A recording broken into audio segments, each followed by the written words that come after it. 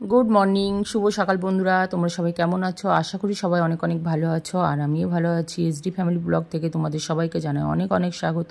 তো দেখো, ফুল তুলে নিচে এসেছি, আর দেখেছো থালার মধ্যে তো সাজিয়ে নিয়েছি। আর আজকে হবে সকালে সুজি। তো সুজিটা প্রথমে ভেজে নিচ্ছি শুকনো খোলায়। আর দেখো, সুজিটা কিন্তু ভাজা হয়ে গিয়েছে, আর এখন হচ্ছে নামিয়ে ফেলছি। তো তোমরা হয়তো ভাবতেই পারো বন্ধুরা যে প্রতিদিন কি সুজি রান্না করে? না গো বন্ধুরা, আমরা প্রায় সুজি রান্না করি, জানো তো। তোমাদের দাদাভাই না একটু সুজির মানে উপমা খেতে ভীষণই ভালোবাসে, তো মাঝে মাঝেই আমাদের হয়। আর এখন দেখো, তেলের মধ্যে দিয়ে দিচ্ছি কাঁচা লঙ্কা, মানে কুচিয়ে দিলাম। আর এখন দিচ্ছি ওই যে ভিজিয়ে রাখা ছোলা, আর ছোলাগুলো যেন তো কল হয়ে গিয়েছে। আর এখন ভালো করে ভেজে নিচ্ছি ছোলাগুলো। ভেজে নিয়ে তো দেখো, ছোলা তো ভাজা হয়ে গিয়েছে। আর এখন একটা বাটিতে আলাদা করে আগে রেখে দেবো, হ্যাঁ। আর এই তেলের মধ্যে পেঁয়াজ, তারপর হচ্ছে কি বলে যেন, কারি পাতা, এইগুলো সবই কিন্তু দিয়ে দেবো, দিয়ে ভালো করে ভেজে নেব। তো নিয়ে অবশ্য খাবে না সুজি, ওই তোমাদের দাদাভাই খাবে, আর আমি একটুখানি খেলে হয়তো একটু খাবো। তো যাই হোক, এই দেখো ছোলা তো ভেজে তুলে নিয়েছিলাম, আর পেঁয়াজ আর কারি পাতাটা ভালো করে ভেজে নিয়েছি। নিয়ে দেখো, জল ঢেলে দিয়েছি।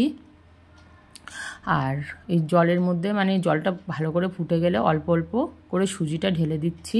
আর এই দেখো, সুজিটা কিন্তু এখন ঢাকা দিয়ে দেবো, তাহলে কিন্তু একদম ঝরঝরে সুজি হবে।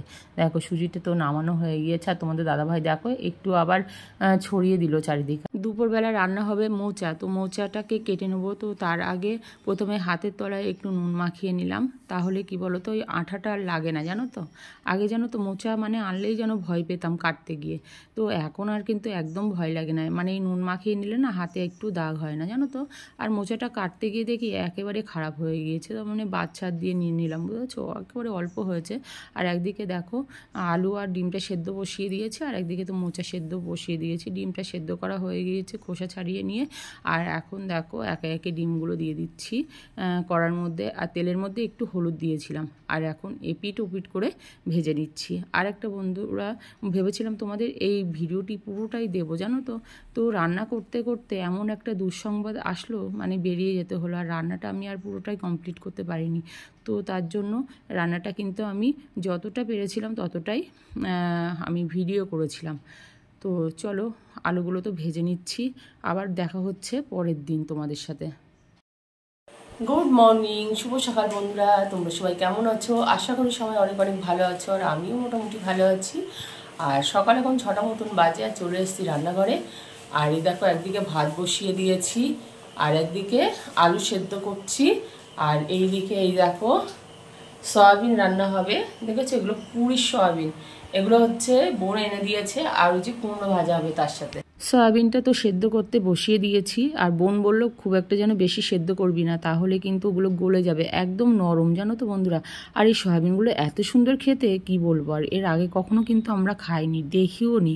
আর তার সাথে হবে কুমড়ো ভাজা। তো কুমড়ো ভাজাটা প্রথমে ভেজে নেব, নিয়ে হচ্ছে সয়াবিনগুলো দেখো ওই তেলে, মানে কুমড়ো ভাজার পরে যে তেল ছিল সেই তেলে কিন্তু এখন সয়াবিনগুলো ভালো করে ভেজে নিয়েছি। আর আলুটাকেও সেদ্ধ করে নিয়েছিলাম, আর কড়াইতে দিয়ে মশলাটা সাথে কষিয়ে নিলাম। আর একদিকে দেখো চা হচ্ছে, আর একদিকে ওই সয়াবিনের তরকারি হচ্ছে। আর তোমাদের দাদাভাই যেহেতু অফিস রয়েছে, তো রান্না বান্না তো সকাল সকালই বসিয়ে দিয়েছিলাম। আর এই দেখো মোটামুটি হয়ে গিয়েছে সয়াবিনের তরকারিটা, এদিকে চাও হয়ে গিয়েছে। আর দেখো কুমড়ো ভাজা আর সয়াবিনের তরকারিটা নামিয়ে নিয়েছি। আর চলো, রান্নাবান্না তো পুরো কমপ্লিট। আর তোমাদের দাদাভাইও এখন বেরিয়ে যাবে অফিসে। তো আসলাম নিচে দরজা দিতে, তো দেখেছো বৃষ্টি হচ্ছিল। তো আবার তার সাথে আবার দেখো রোদ্দুর ভাব, হ্যাঁ।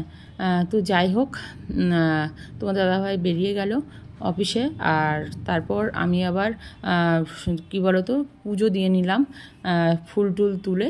তো মেয়েকে বললাম একটুখানি আমার আজকে ভিডিও করে দিস, তো যখন আমি পুজো দেবো তো ওই ভিডিও করে দিচ্ছিলো, মানে ফোনটা ও ধরেছিল আজকে।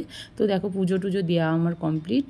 আর আমার গোপাল সোনা দেখেছো কত সুন্দর, মানে মিষ্টি সোনা করে বসে থাকে ও, খুবই দুষ্টু সোনা একটা।